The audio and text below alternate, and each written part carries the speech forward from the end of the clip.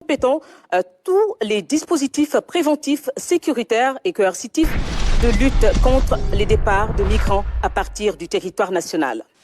Le chef de l'État a souligné en outre l'urgence d'une supervision stratégique par le Premier ministre du dispositif interministériel de lutte contre la migration irrégulière et d'une révision du cadre national de pilotage et de coordination opérationnelle des activités de prévention et de lutte contre la migration irrégulière en renforçant l'alerte précoce, la collaboration des populations, la sensibilisation et la communication notamment à l'endroit des jeunes. Au regard des causes profondes du développement de cette activité illicite ces dernières années, il a demandé au Premier ministre d'engager dans les meilleurs délais avec toutes les parties prenantes des concertations nationales inclusives sur la migration irrégulière en vue d'ajuster notre stratégie nationale de lutte en la matière. Le président de la République a invité le Premier ministre et le ministre des Finances et du Budget à mettre en œuvre un programme budgétaire spécial prévention et lutte contre la migration irrégulière. Le chef de l'État a évoqué les inondations et l'assistance de l'État aux sinistrés. Il a présenté les condoléances de la nation aux familles éplorées. Il a demandé au gouvernement de prendre toutes les mesures urgentes en vue d'organiser les secours et de déployer la solidarité nationale auprès des populations sinistrées sur l'étendue du territoire national. Évoquant le 22e anniversaire du naufrage du Joola, prévu le 26 septembre 2024 à Ziguinchor et à Dakar, le président de la République a rappelé qu'il constitue la plus grande tragédie qu'a connue notre pays. Il a invité le Premier ministre à prendre toutes les dispositions pour la commémoration de cet événement douloureux de concert avec les familles des victimes. Parlant du succès du First Sénégal Spatial Day et l'importance stratégique de la recherche scientifique et technique, le chef de l'État a félicité le ministre de l'Enseignement supérieur, de la Recherche et de l'Innovation, toute la communauté universitaire, les chercheurs et l'équipe de Gaïndé-Sat pour la réussite de la journée nationale de célébration du lancement du premier satellite du Sénégal organisé le vendredi 13 septembre 2024.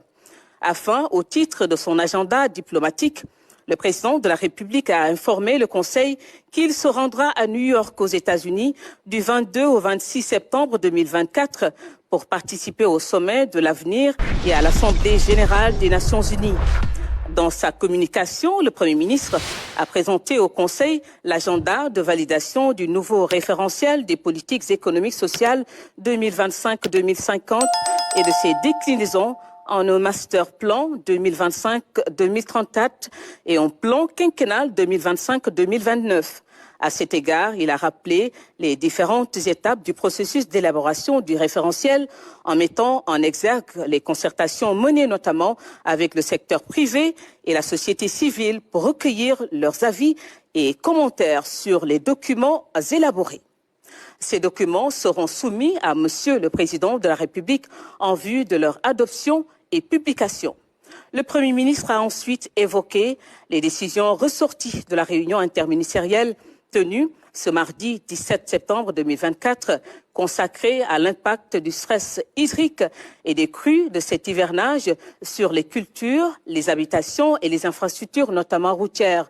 Les décisions majeures prises sont entre autres axées sur le recensement exhaustif des exploitations impactées et les diligences à mettre en œuvre pour faire face aux risques d'insécurité alimentaire dans les zones affectées au niveau de certains départements du pays. Relativement aux crues, il a été notamment retenu l'amélioration des dispositifs d'alerte et des ripostes ainsi que le renforcement de la coopération interétatique au sein de l'OMVS et de l'OMVG en matière de surveillance hydrologique.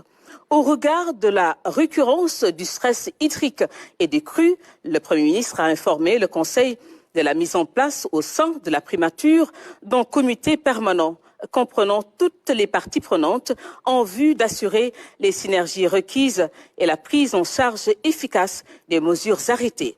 Enfin, le Premier ministre a abordé la question lancinante de la restructuration prolongée des entreprises publiques et parapubliques en difficulté. En vue d'accélérer le traitement de ces dossiers, il a jugé nécessaire la redynamisation du comité interministériel de suivi et de restructuration des entreprises publiques et parapubliques institué au sein de la primature. Dans ce cadre, il a demandé au ministre des Finances et du Budget, en relation avec le ministre secrétaire général du gouvernement, de prendre les dispositions idoines en vue d'assurer le fonctionnement régulier du dit comité. Au titre des communications des ministres. Le ministre de l'Hydraulique et de l'Assainissement a fait le point sur la situation hebdomadaire de la gestion des inondations. Le ministre des Pêches, des Infrastructures portières et maritimes a fait le point sur la mise en œuvre des décisions issues du Conseil interministériel spécial sur les infrastructures maritimes et portières. Au titre des textes législatifs et réglementaires. Le Conseil a examiné et adopté le projet de décret relatif au trimestre et à la durée des congés et vacances dans les écoles, établissements et DARA pour l'année scolaire 2024-2025. Et au titre des mesures individuelles. Le président de la République a pris les décisions suivantes. Au titre de la présidence de la République, M. Jim Dramé, maître de recherche titulaire à l'IFAN, est nommé directeur des affaires religieuses et de l'insertion des diplômés en langue arabe. Au titre du ministère des Finances et du Budget, M. Mohamedou Bamba Sibi, inspecteur des impôts et domaines de classe exceptionnelle, est nommé président de la cellule nationale de traitement des informations financières CENTIF en remplacement de Mme Ramatoulaye Gadio Agne. Au titre du ministre de la Justice, Mme Aïssé Gassama Tall, magistrat, matricule de solde numéro 515-916D, est nommé directeur général de la protection judiciaire et sociale au ministère de la Justice, poste vacant. Monsieur Souleymane Teliko, magistrat, matricule de solde numéro 516-912Z, est nommé directeur général du Centre de formation judiciaire CFJ au ministère de la Justice en remplacement de M. Mademba Gueye, rappelé à d'autres fonctions. M. Mordiaï, magistrat, matricule de solde numéro 616-170Q, est nommé directeur général de l'Office national de recouvrement des avoirs criminels, ONRAC, au ministère de la Justice, en remplacement de M. Malik Lamotte, appelé à d'autres fonctions. M. Ibrahim Matine, ingénieur en génie civil, est nommé directeur des constructions des palais de justice et autres édifices au ministère de la Justice en remplacement de M. Mohamed Wan. Au titre du ministère de l'Intérieur et de la Sécurité publique, Mme Mariem Pouy-Anne, administrateur civil, matricule de solde numéro 696-392G, précédemment adjoint au gouverneur de la région de Kolda, chargé des affaires administratives, est nommé préfet du département de Guinguinéo, région de Kaolack, poste vacant. Monsieur Chersamb, administrateur civil principal, matricule de solde numéro 616-300H, est nommé secrétaire général de l'Agence d'assistance à la sécurité de proximité en remplacement de M. Babacar Ba, appelé à d'autres fonctions.